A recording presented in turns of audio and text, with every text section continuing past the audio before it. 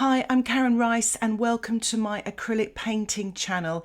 I'm going to be painting a step-by-step of a gorgeous daisy scene, almost like it's in the garden. I'm going to show you how to paint with these acrylics, and it's going to be a step-by-step guide suitable for beginners. And if you like this type of tutorial, don't forget to subscribe to my YouTube channel where you'll get updates of my latest videos. So let's get started. These are the brushes I'm going to be using, and a full list of all the materials I'm going to be using can be found in the description below. But it's a 1-inch flat and a couple of small brushes. I'm even going to be using some cardboard to create this little daisy painting.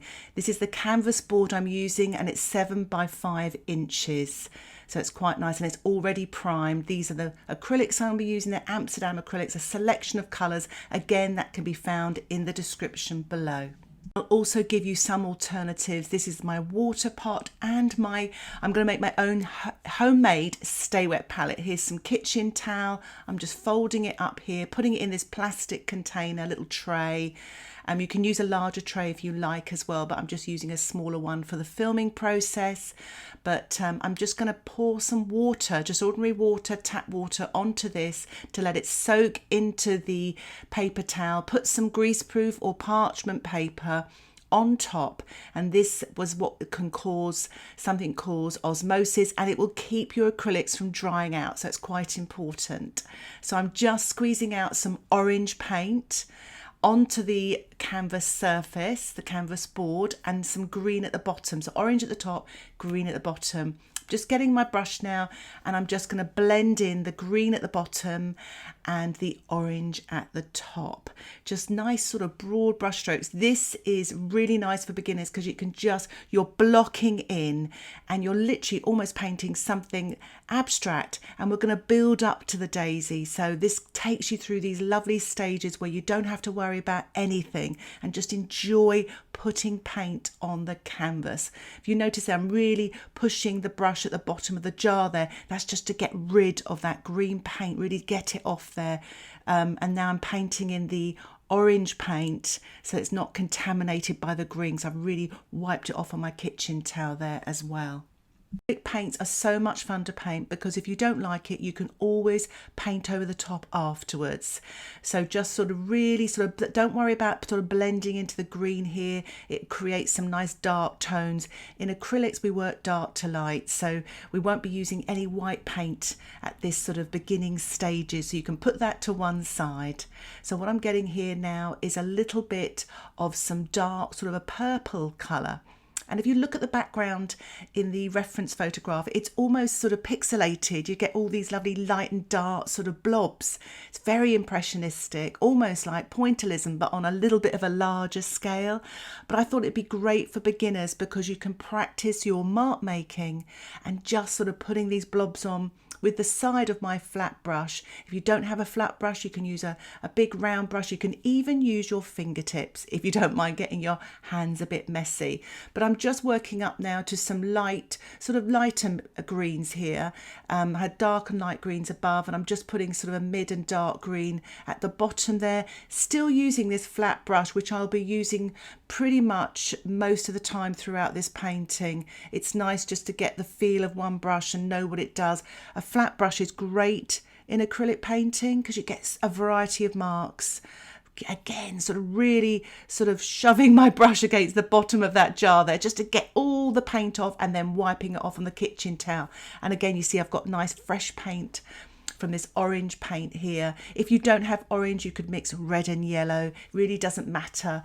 And in fact, sometimes just using 3 primary colours and white can get you a good result. So don't worry if you don't have all the right colours. The important thing is to get painting, free up and enjoy it. This is just a kind of a light yellow colour here. The background's wet, so just be careful you don't paint this on a dark colour, because otherwise it'll end up being a brown sort of a wash, unless that's what you want, of course. And again, I'm using my fingertips here to do a little bit of blending, just to push things back and really give it that really fuzzy effect, because obviously this is the distance, this is the background. So I always work on the backgrounds first. I don't even worry worry about the focal points. I like to just set the stage, as it were, to present my stars of the show and the supporting cast. So at the moment we've got to get this background sort of, you know, ready to allow the, you know, the principal cast to appear. So I'm just using the flat brush now just to paint a little bit of light tones now in this sort of middle ground to the left area, and then just adding a little bit of the mid green, light green there, creating some really light effects. If you look at the reference photograph, it's got a lot of light there. I'm not going straight for the light because I'm working dark to light. A lot of my students always say, well, why don't you just put those light colours on first of all? If you do that, which is, you know, which may seem fine, but what you'll end up with a very flat light painting. You need to get your darks in first and then you work up to the light. So even though it seems a little bit strange putting all these sort of dark and mid-tones in, obviously I've got some lights there as well, but you need to get the darks in because they make the lights look lighter. And if you just work with light and mid-tones, your lights won't look strong enough and you won't create depth as well.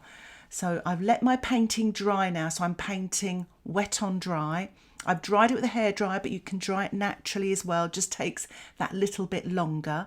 I get asked, how long does an acrylic painting take to dry? Well, acrylics dry very quickly, a lot faster than oils, but sometimes if you put them on quite thick, it can take quite a while, even a day for them to dry. That's why I quite like giving them a blow dry. It just lets me get on with my painting. So you can see here I'm using some yellow here, quite expressive brush strokes, sort of more circular marks above in the distance there, and more sort of brushing down marks, almost looking like grasses and things in the middle ground and foreground.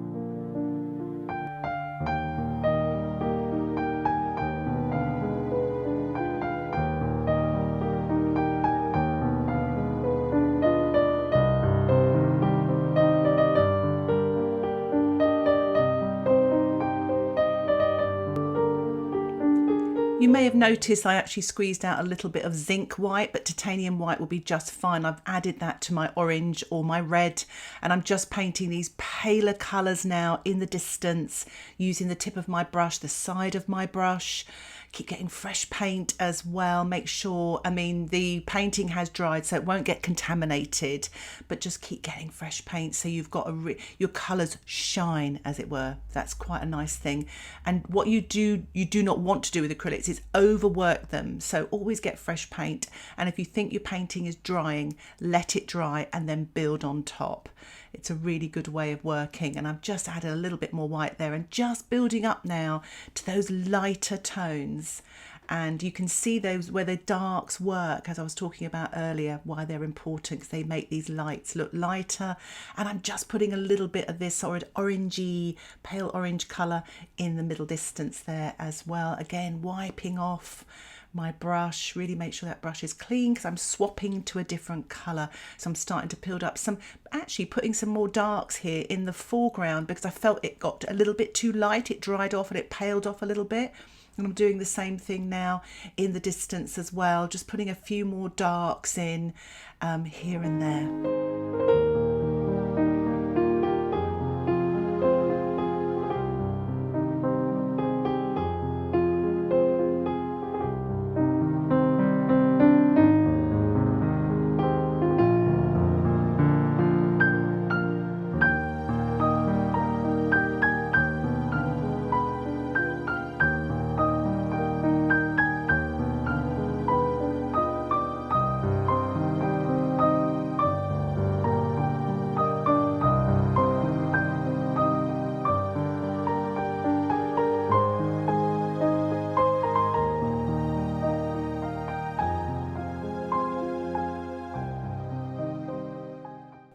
I've swapped to a smaller brush now, adding a little bit of green to the yellow and white to create some lighter shades, a lighter shade of green.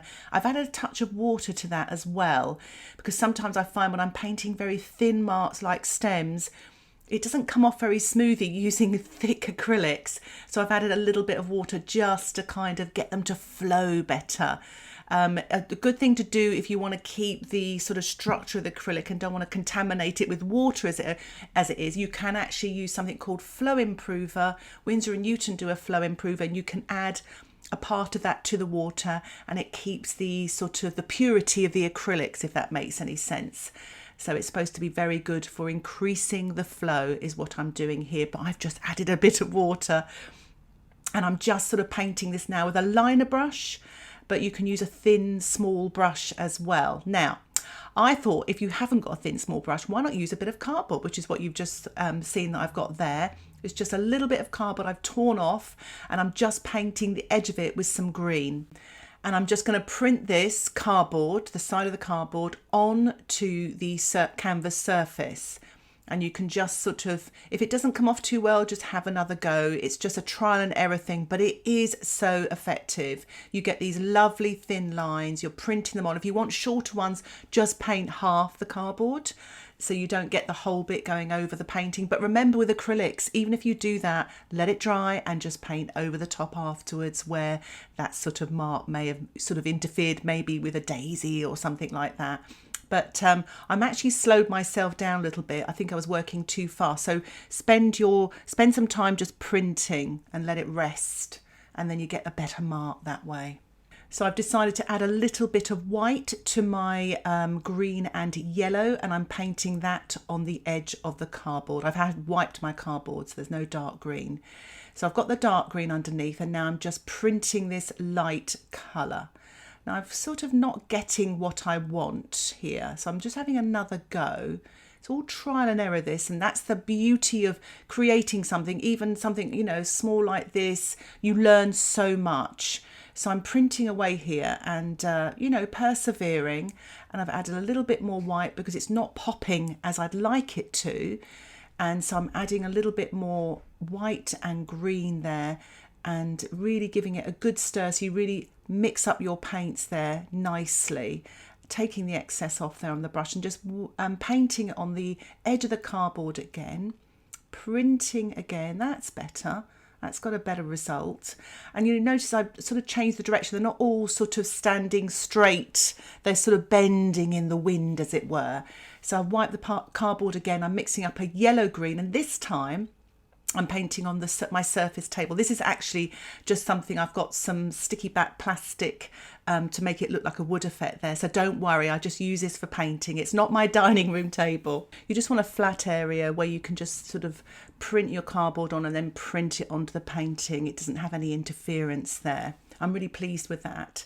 So I'm just painting a few more light highlights now in the background, in the middle ground, using the tip of my flat 1-inch brush, and I've used yellow, white and green, and my painting is dry.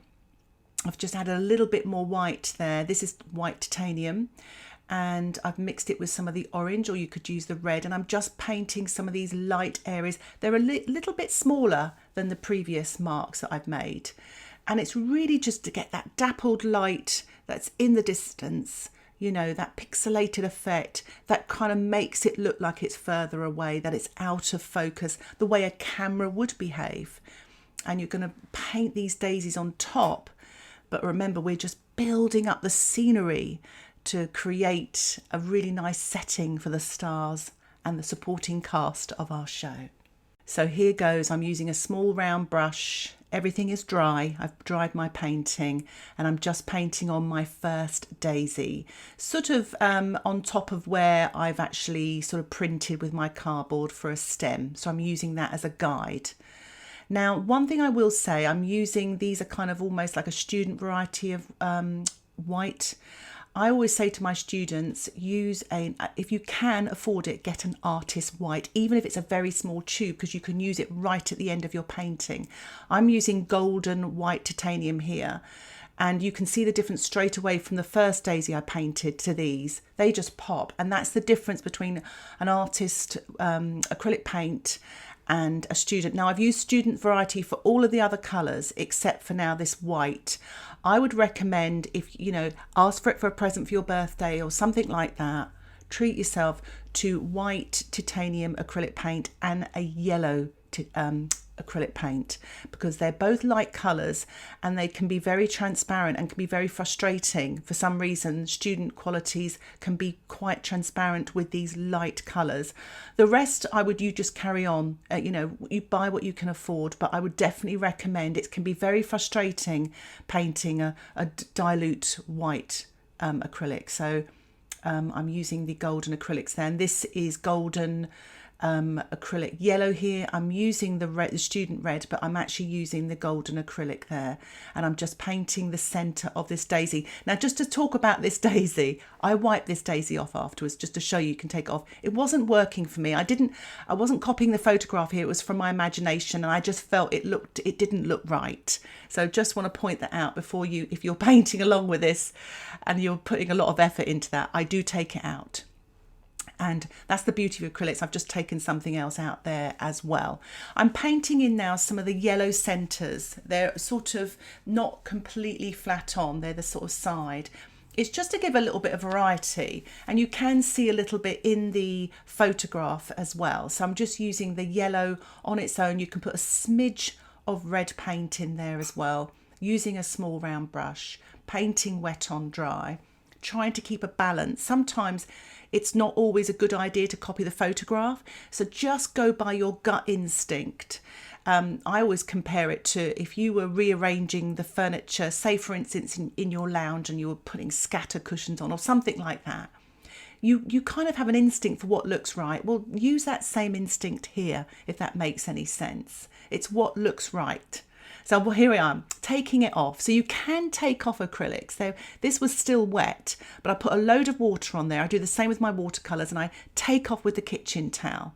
So that's got most of it off, but you again apply some more water. You don't want to be too rough because you don't want to disturb the acrylic underneath. Even though it's permanent, you can still make a bit of a mess from underneath. So just be careful there. So I'm just letting that dry off a little bit, and I'm going around now adding a little bit more white to my daisies to really build up that light and to sort of finesse the shapes as well.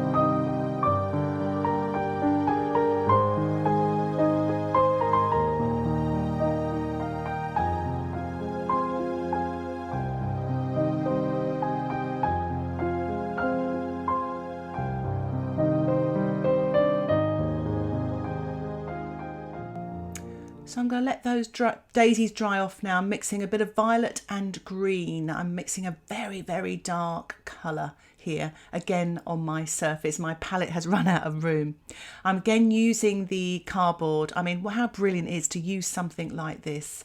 Everyone's got a little bit of cardboard lying around and you can utilise it as an acrylic painting tool. So I'm just basically printing this on, giving a little bit more darks and details here in my foreground.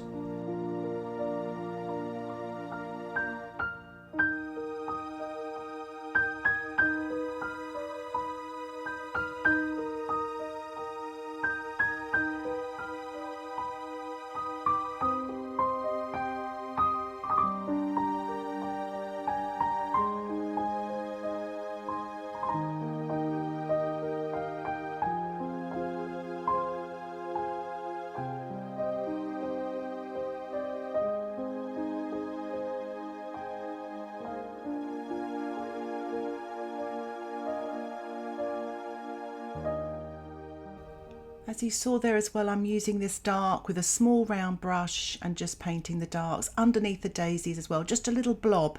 It's a very impressionistic way of painting and I don't want to get too sort of bogged down with all the details here. So just sort of, you know, give a little bit of a mark, but don't overdo it, as it were. And, you know, try to be expressive in your paint marks as well and just have fun. My painting is dry and I'm just building up now some more white and light with my small round brush, and also where I printed with the cardboard, some of the dark marks have gone over the daisy, so I'm just sort of correcting that really, and it's not a problem because it left me to be free with the cardboard, and now I can just finesse my little daisies.